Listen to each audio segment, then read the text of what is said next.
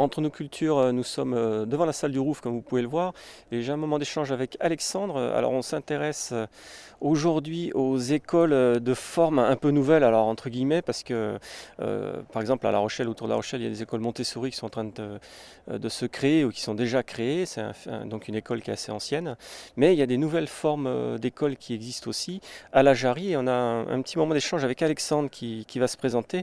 Bonjour Alexandre, alors qui es-tu et est-ce que tu peux nous dire quel est ton parcours?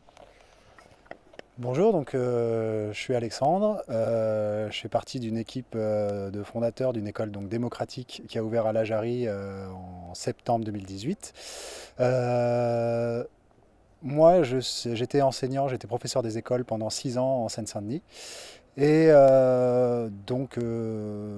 J'étais plus ou moins désarmé face à la difficulté que rencontraient certains enfants. Au fur et à mesure de mes recherches, de mes lectures, je me suis rendu compte que c'était finalement ce système d'éducation et peut-être moi, avec ce que je demandais à mes élèves, qui les mettait en difficulté. J'ai fait plein de recherches et j'ai découvert ces écoles on a décidé, avec les autres cofondateurs, on est une équipe de 8, d'ouvrir une école dans le pays rochelais. Alors toi, donc tu es le directeur de l'école, même si vous êtes des cofondateurs. Je crois que c'est aux États-Unis, il me semble, que le courant a démarré. Alors est-ce que tu peux nous tracer un petit peu l'historique et pourquoi c'est cette forme démocratique qui t'a intéressé, toi? Oui, donc effectivement, c'est un modèle qui existe aux États-Unis depuis plus de 50 ans. La première école, c'est la Sudbury Valley School, qui est née dans le Massachusetts. On dit que c'est une école démocratique, mais d'inspiration Sudbury. Donc, l'inspiration Sudbury, finalement, c'est-à-dire que les enfants vont faire un petit peu ce qu'ils veulent, donc ils vont aller vers leur centre d'intérêt et choisir eux-mêmes leurs activités. Et pour l'aspect démocratique, on considère chaque enfant, quel que soit son âge, on accueille des enfants qui vont de 3 à 18 ans, et on les considère comme des citoyens de cette école, c'est comme une micro-société, et donc chacun a le droit de vote au cours de conseils qu'on fait de manière hebdomadaire, l'adulte n'est pas l'autorité dans l'école. Il y a un conseil de justice quotidien qui va permettre de réguler les conflits de réguler les tensions qu'il peut y avoir dans une école ou de vérifier qu'il n'y ait pas de manquement au règlement intérieur, puisqu'on a un règlement intérieur qui est très conséquent. C'est pour ça que les enfants ne font pas réellement ce qu'ils veulent, ils vont vers les activités qu'ils veulent tout en respectant le cadre qui est mis en place dans cette école. Alors tu m'as dit que vous étiez hors cadre éducation nationale, il y a donc forcément il n'y a pas de programme entre guillemets. Quels sont les points sur lesquels on pourrait te dire bah oui mais finalement ça ne peut pas marcher parce que est-ce que l'élève sait ce qu'il veut faire qu'est-ce que tu pourrais répondre à des questions comme ça? Alors, il y a des moments de doute chez les enfants, il n'y a pas de proposition dans ces écoles, on ne propose pas de cours, on ne propose pas d'activité particulière. C'est les enfants qui vont aller eux-mêmes chercher au plus profond d'eux-mêmes leur centre d'intérêt et ils vont explorer à partir de là des phases d'ennui. C'est très déroutant pour les parents, ça peut l'être aussi pour les enfants, mais c'est ces phases d'ennui qui vont être vraiment constructrices.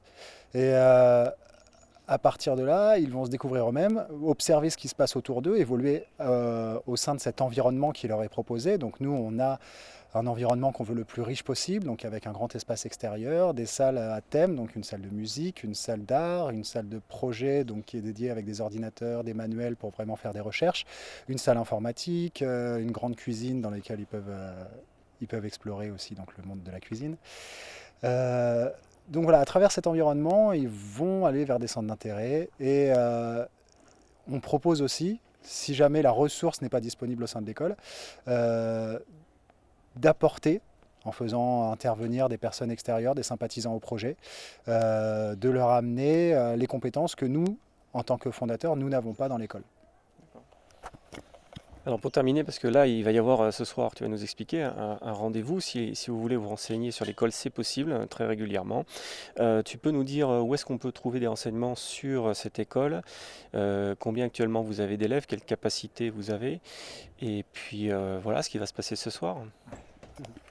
Donc ce soir, oui, c'est une réunion d'information publique. C'est la 20e qu'on organise. On en avait organisé plusieurs avant l'ouverture. C'est comme ça qu'on a rencontré les familles qui ont inscrit leurs enfants aujourd'hui dans l'école.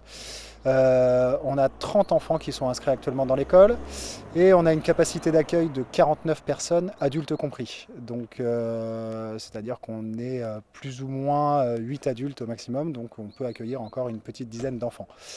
Et donc ces réunions-là, qu'on fait tous les 2 mois dans des lieux différents de La Rochelle ou parfois à l'école, permettent aux personnes qui découvrent l'école et qui ne connaissent pas vraiment le fonctionnement ou se posent des questions, de venir nous rencontrer et de nous présenter leurs interrogations ou leurs inquiétudes.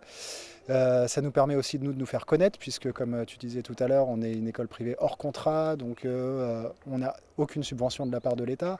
On ne vit que grâce aux frais de scolarité qu'on demande aux familles. Et donc voilà, on recherche aussi des personnes qui pourraient sympathiser avec le projet et qui pourraient éventuellement devenir des mécènes. Et donc c'est à travers des événements comme celui-ci qu'on construit des rencontres qui peuvent voilà, enrichir la vie de l'école. Et on est donc je disais qu'on fait une réunion d'information toutes les 2 semaines, tous les 2 mois, et tous les 2 autres mois, on fait des portes ouvertes sur place, donc à l'école à la Jarry. Et on donne donc toutes les informations sur notre site internet, donc écolerespire.org, et aussi sur notre page Facebook. Très bien. Eh ben, merci d'avoir répondu à nos questions. On vous invite donc à venir, à bientôt. On vous invite donc à venir au ROUF, là, si vous êtes juste à côté, pour éventuellement participer à cette réunion. Et puis à découvrir cette école à la Jarry, c'est vraiment tout près de La Rochelle, hein, un petit quart d'heure, on va dire. Et vous avez l'occasion de découvrir une nouvelle forme d'éducation.